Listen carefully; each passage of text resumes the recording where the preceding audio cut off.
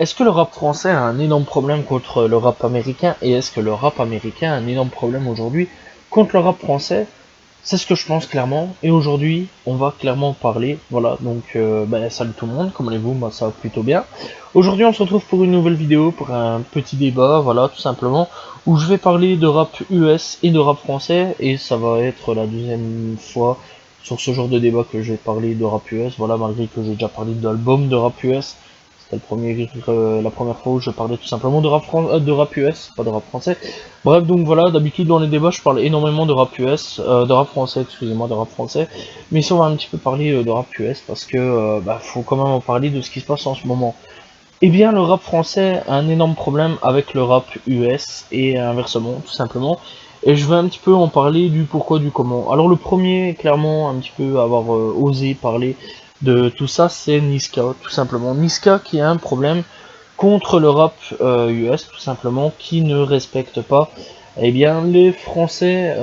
Eh bien, voilà, tout simplement, ça a été le premier indice qui a été donné. Beaucoup de gens étaient un petit peu choqués de ces propos-là, voilà, en disant non, vraiment pas, voilà, il y a vraiment pas de problème avec le rap US. Nous, on a bien le rap US, voilà, tout simplement, même les rappeurs.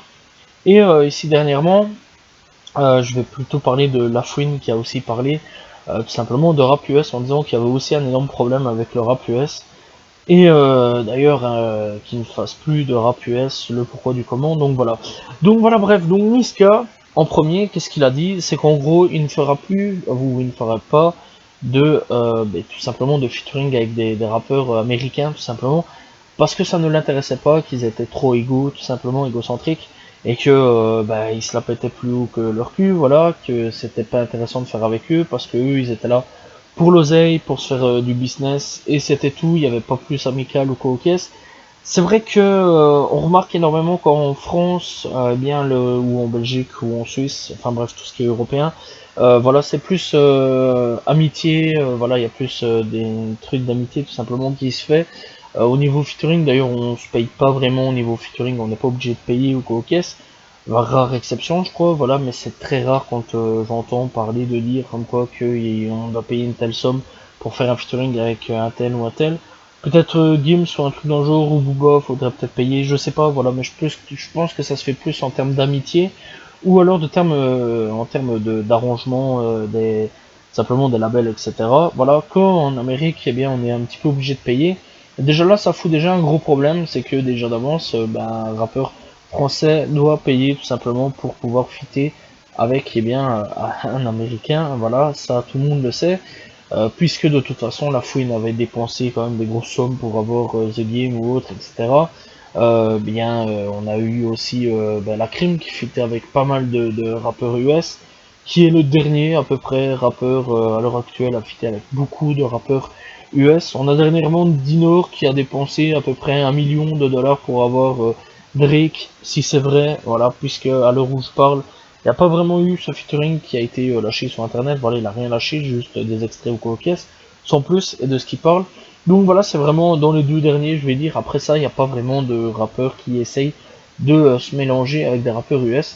Et donc voilà, c'est déjà un problème que Niska a relevé là-dessus, c'est que les US ne respectent pas beaucoup non plus là-dessus, sur certaines choses.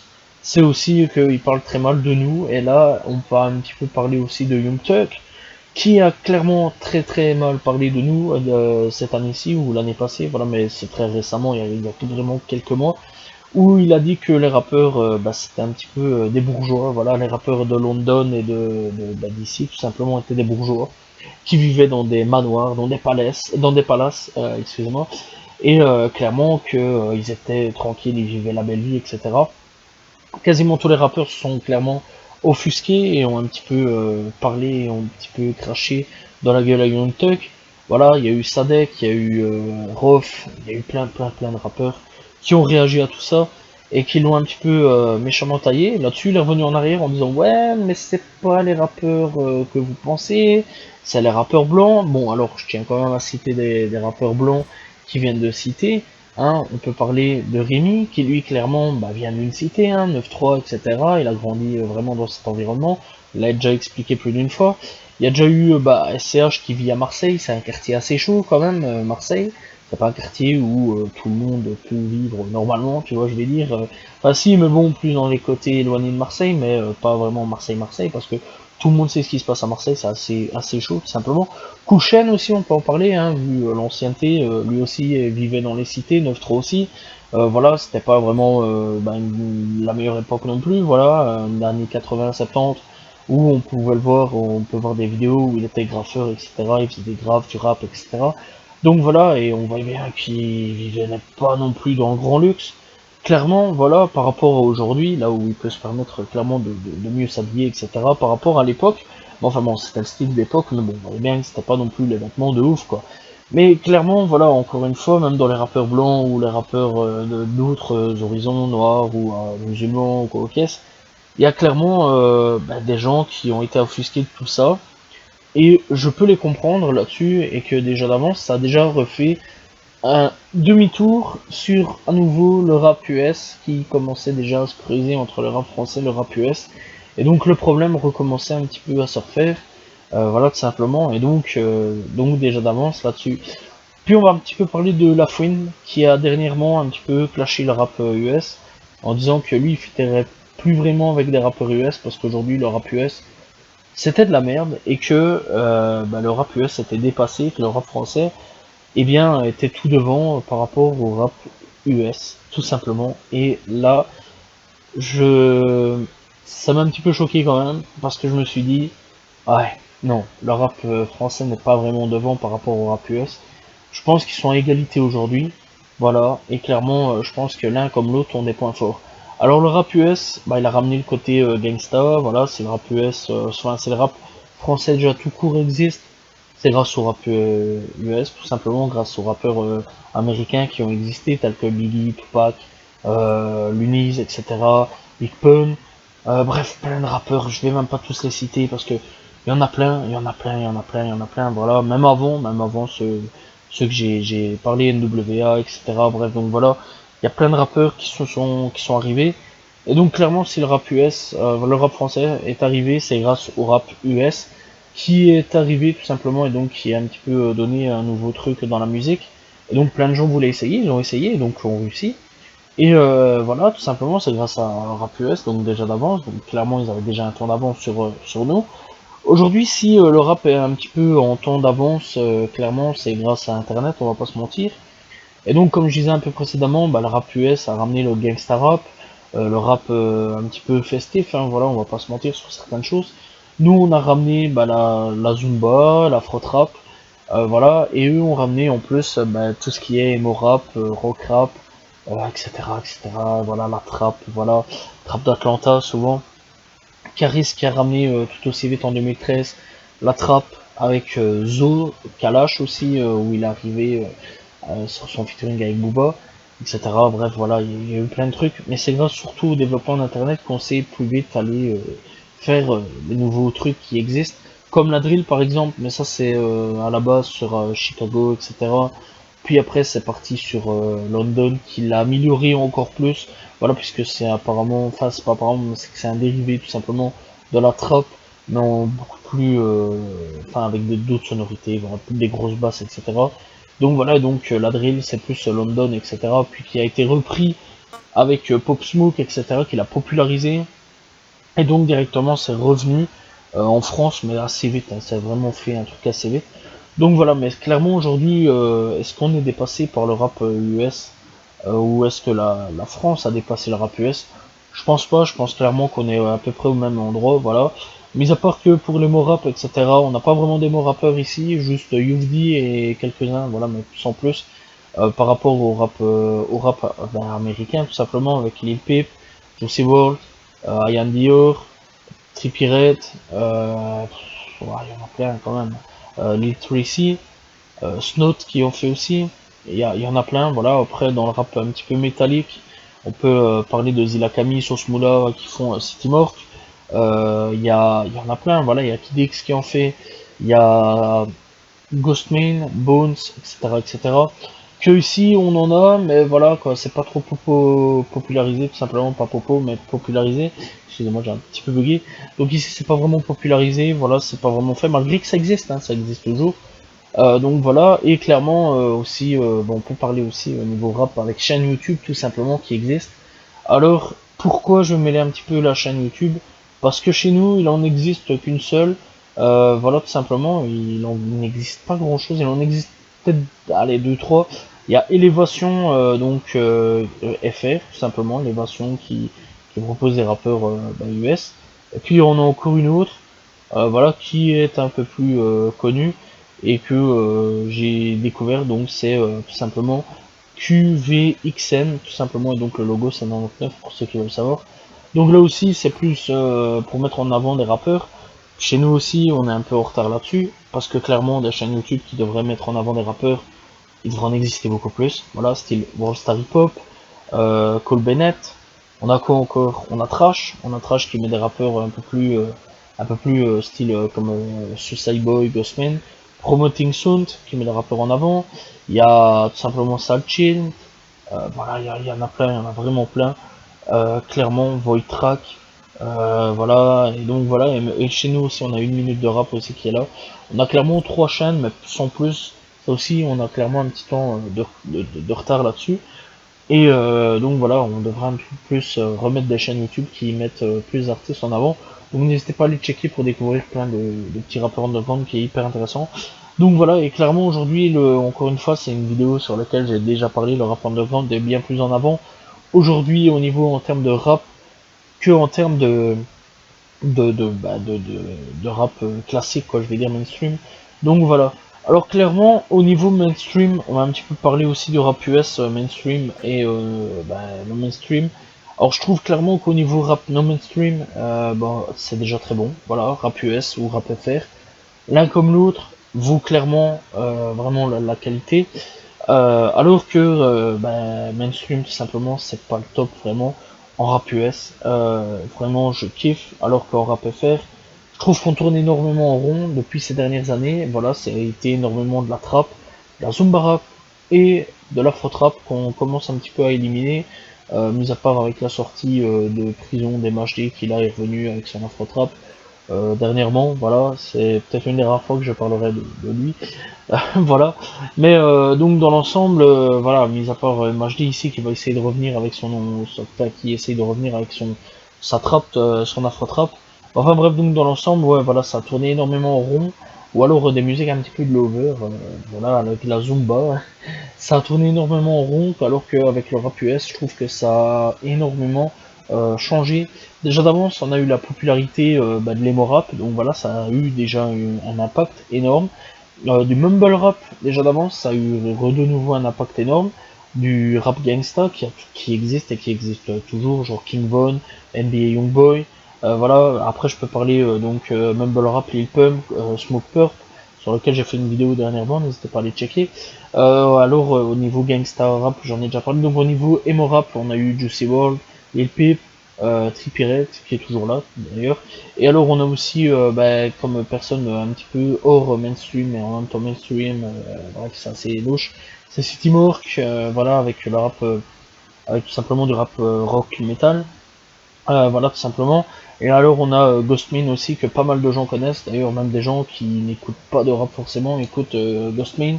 Voilà, tout simplement, vu que c'est un mélange de rap et de métal, tout simplement. Donc encore une fois, il y a une grosse évolution là-dessus.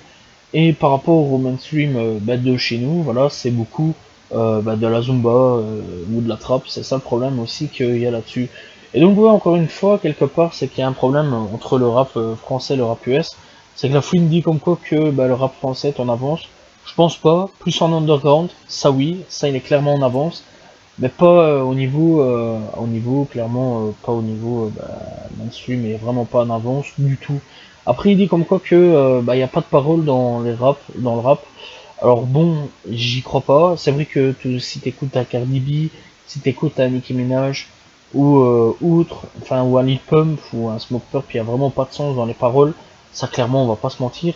Après, c'est vrai quand même qu'il note quand même que les derniers il y a des paroles, c'est Eminem et tout simplement Kendrick Lamar. Alors pas que, parce qu'il y a aussi Token qui est là, qui est pas mauvais, qui raconte des trucs, 21 Savage qui raconte quand même des choses, la rue, tout ce qu'il a vécu.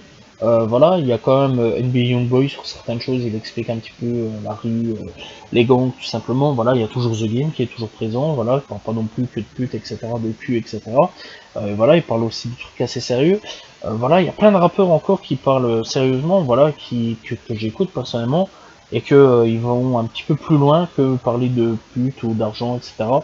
Donc voilà, mais clairement, c'est vrai que là-dessus, c'est un énorme problème. Et là, je suis tout à fait d'accord là-dessus, c'est que le rap US parle énormément de cul, comme le rap français, voilà. Puisque le rap français parle énormément de cité, quand même, on va pas se mentir, mais parle aussi énormément de cul, d'argent, de faire du bif, de baiser plein de putes, etc. Et bah, ça, c'est aussi le même problème que le rap US. Donc, quelque part, je trouve que c'est un petit peu débile.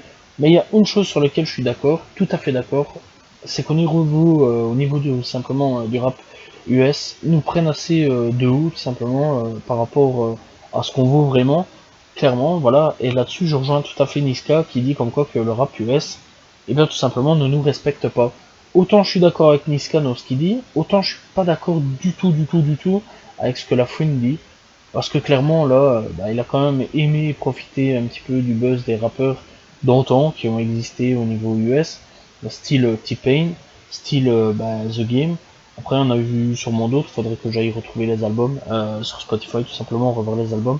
Mais clairement voilà, il a clairement fait des feats avec des rappeurs US, et clairement il a bien aimé faire quand même. Donc voilà, dire comme quoi qu'il en fait plus aujourd'hui, parce que voilà, il raconte plus rien d'intéressant, je trouve ça un petit peu limite facile de ce qu'il raconte. Donc voilà, et dans l'ensemble, je suis tout à fait d'accord dans ce que dit Niska avec le rap US, c'est qu'il ne nous respecte pas trop, mais certains, encore une fois. Et donc je vais donner aussi des exemples de rappeurs qui respectent un petit peu tout simplement bah, des rappeurs français. Je vais juste donner l'exemple tout simplement de Trippie Redd, qui a vraiment bah, accepté et vraiment collaboré et bien fait une collaboration avec Youf D, tout simplement. Un rappeur pas trop connu à l'époque, voilà, où il a fait son featuring. Et il a tellement apprécié Youf D qu'il a pris une musique, d'ailleurs, qui est sur A Love Letter to You, partie 4, tout simplement. Et il l'a intégré, bon, j'avoue, la partie de Youf D était pas très bonne. Mais clairement, je trouve que c'est clairement un moment de respect pour l'artiste. Voilà. Et je pense que la nouvelle génération essaye un petit peu de se rattraper au niveau du rap français. Et essaye un petit peu plus d'essayer de se faire ami-ami avec les rappeurs français. Voilà, style dernièrement Blueface et DDG, je pense que c'est DDG, il faudrait que j'aille revoir, qui a fait un featuring avec Kobalade, voilà, malgré que ce soit éclaté, mais il l'a quand même invité dans son dernier truc, voilà, où c'était encore un remake de sa dernière musique qui a assez bien marché avec Blueface, etc. Donc voilà, et clairement, ouais, donc là il a éliminé tout simplement Blueface pour mettre DDG et donc Kobalade, et clairement ça a assez bien marché, il y a plusieurs rappeurs qui ont apprécié, ou plusieurs personnes, que ce soit US ou FR. Bon, après, le truc de Kobalade, c'était pas ouf ouf. Mais clairement, je pense que là, en ce moment, le truc est un petit peu en train de tourner. La nouvelle génération essaye de plus se mélanger avec le rap FR parce qu'ils ont remarqué qu'il y avait quand même un peu plus de potentiel que de les nier comme ils ont nié pendant quelques années quand même.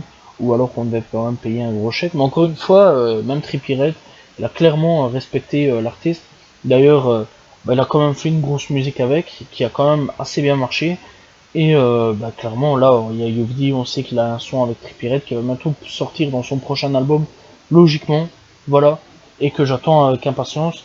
Donc voilà, après on peut aussi parler de 6 ix qui a respecté la crème, mais pas vraiment de l'équipe, qui l'a pas trop respecté apparemment, de ce qu'on sait, mais voilà, sans plus. Donc voilà, je pense clairement que le rap US essaye un petit peu de se rattraper là-dessus. Après voilà, ça peut se rattraper, hein. Plus tard peut-être que Nika fera tout simplement des featuring avec des rappeurs US, tout simplement, on verra par la suite.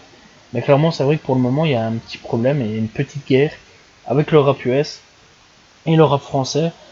Déjà Young Thug avec ce qu'il a dit, Niska avec ce qu'il a dit, et la Fun avec ce qu'il a dit. Après, il y a d'autres rappeurs qui ont dit des trucs sur le rap français, etc. Ou d'autres rappeurs qui apprécient quand même le rap US ou le rap français, clairement. Donc voilà, on verra au fur et à mesure des années, et peut-être que dans quelques années, je reparlerai tout simplement de ce genre de débat, et que je reviendrai avec ça en disant ça va un petit peu mieux, donc voilà, tant mieux. Mais on verra dans les années qui suivent, est-ce que les rappeurs américains respecteront plus le rap français ou non. Bref, on verra tout simplement ça dans quelques années. Voilà, j'espère quand même que vous avez apprécié la vidéo. En tout cas, n'hésitez pas à aller checker quand même du rap américain ou du rap US. L'un comme l'autre est excellent. Moi, j'écoute les deux, je kiffe les deux, donc voilà. Encore une fois, j'espère que vous avez apprécié la vidéo. N'hésitez pas à vous abonner, liker, commenter, partager. Je réponds toujours aux commentaires. Salut tout le monde. Ciao, ciao.